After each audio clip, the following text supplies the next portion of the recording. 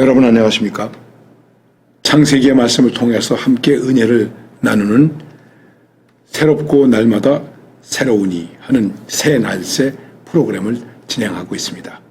오늘은 창세기 36장 1절에서 19절 말씀이 되겠습니다. 그리고 함께 부를 찬양은 찬송가 322장 세상의 헛된 신을 버리고 하는 찬송이 되겠습니다. 그래서 창세기 36장은 좀 막간과도 같은 것입니다. 창세기 36장 이전에 35장에서 야곱의 이야기가 대체적으로 끝납니다. 특별히 라헬의 죽음과 베냐민의 태어남, 그리고 나서 그 다음에 37장으로 가면 요셉의 이야기로 이어지게 됩니다.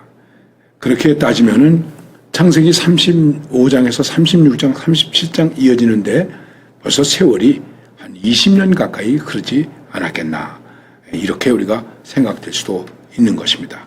그런데 이 36장에는 1절에서부터 19절 사이에 에서의 후손들에 대한 이야기가 나옵니다.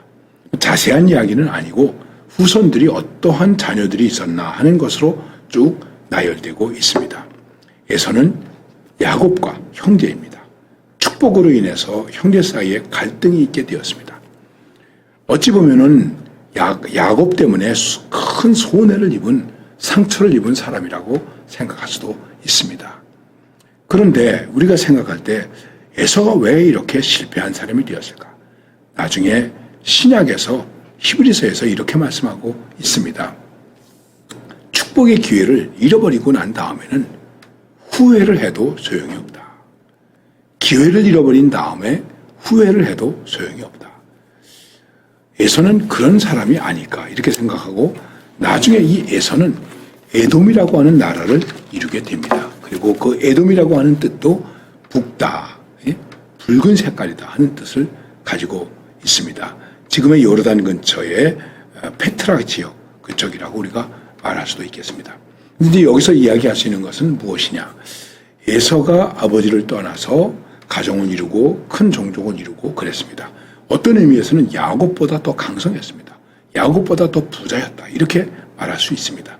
그러니까 눈에 보이는 축복으로는 야곱보다 더 큰 축복을 받은 사람이다, 이렇게 말할 수도 있는 것입니다. 그러나 야곱이 야복강에서 축복해 주세요 라고 기도했던 것처럼 과연 오늘 우리에게 있어서 진정한 축복이 무엇인가 하는 것을 생각해 보면 세상에서의 형통과 잘 되는 것과 돈 많이 번 것과 큰 땅을 차지한 것, 뭐 이런 것들이 과연 이 눈에 보이는 것이 축복일까 하는 것을 생각해 볼 필요가 있는 것입니다.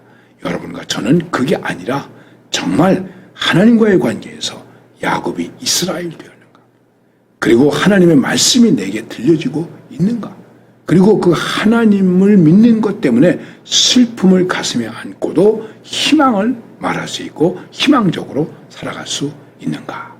십자가에서도 아버지여 내 영혼을 부탁하나이다 하는 그런 궁극적 희망, 영원한 희망이 우리에게 있는가 하는 것을 생각해 볼 필요가 있습니다.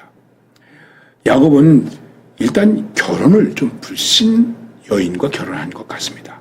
그래서 자기 아내가 아버지 어머니를 기쁘게 해드리지 못하는 것 때문에 이 가정에 조금 좀 문제가 있지 않았나 하는 것을 우리가 추측해 볼 수도 있습니다. 그래도 나름대로 그가 야곱과 화해하고 그런 것을 보면 믿음으로 살려고 많이 애를 쓰지 않았나 이렇게 생각할 수 있고, 에서가 죽었을 때 와서 야곱과 함께 장례식을 치른 모습을 보면 그런 대로 화평하게 살려고 애를 쓴 것이다, 이렇게 볼 수도 있습니다. 또 야곱의 자녀들 가운데 보면 이런 이름이 있습니다. 예를 들면 엘리바스. 엘리바스는 욥의 친구들 가운데 한 사람입니다. 그러니까 욥을 아브라함, 이삭, 야곱 시대의 사람이다, 이렇게 말할 수도 있는 것입니다. 우리가 엘리바스라고 얘기하는데 그 엘리바스는 하나님의 힘, 또 그 후손 가운데는 알람, 하나님의 숨기는 자, 르우엘, 하나님의 친구, 이런 의미가 있습니다. 그러니까는 나름대로 하나님을 찾으면서 살았다, 하나님을 의식하면서 살았다, 이렇게 생각할 수 있겠습니다. 그런데 조금 비판적으로 얘기를 한다면 형식적인 믿음이었다. 정말 궁극적으로 하나님 중심으로 살지 않았다. 우리가 이렇게 생각해 볼 수 있는 것입니다. 그렇습니다. 에서는 아버지 이삭의 영향을 받아서 상당한 믿음의 모습을 가진 것처럼 보이지만은 관습적이고 형식적이고 세속적이고 이러한 모습으로 살아가고 이런 것에서 완전히 결별하지 못했다 하는 안타까움이 있다. 이렇게 우리가 생각할 수 있는 것입니다. 그렇습니다. 우리가 이 세상에서 나 믿는 사람이야. 가끔 얘기하다 보면 나 세례도 받았어요. 나 어렸을 때 교회 다녔어요. 이런 사람들 종종 봅니다. 또 어떤 사람은 이렇게 말합니다. 내가 군대 갔을 때 그냥 합동 세례 받을 때 세례 받았죠. 그냥 중대장이 받으라고 그래서 받았어요. 그리고 나와가지고는 신앙생활 안 하는 사람들도 있습니다. 여러분, 우리가 정말 믿음의 뿌리를 내리고 그 믿음으로 살아야 하는 것. 그것이 우리에게 있어 최후의 승리가 되는 것입니다. 그리고 축복의 열매가 풍성해질 수 있는 것입니다. 바로 그것입니다. 믿음의 뿌리를 깊이 내리십시오. 흉내내지 마십시오. 믿는 척하지 마십시오. 정말 하나님을 믿습니다. 하나님만을 믿습니다. 하나님만을 의지합니다. 그런 믿음의 결단이 우리에게 중요하다는 것입니다. 그래서 세상의 헛된 신을 버리고 세상의 헛된 것들을 가능한 한 버리고 내게서 배제시키고 오직 믿음으로 오직 은혜로 나아가는 절대적인 믿음, 절대적인 순종, 절대적인 헌신이 우리에게 필요하다는 것입니다. 킬케가르드가 말했습니다. 믿음은 이것이냐 저것이냐 왔다 갔다 하는 게 아니다. 이것이냐 저것이냐에서 무엇인가를 분명히 하는 것이다. 여러분, 하나님을 분명히 하는 것입니다. 믿음을 분명히 하는 것입니다. 오늘 이러한 절대 믿음으로 나아갈 수 있는 용기 있는 신앙인들이 되시기를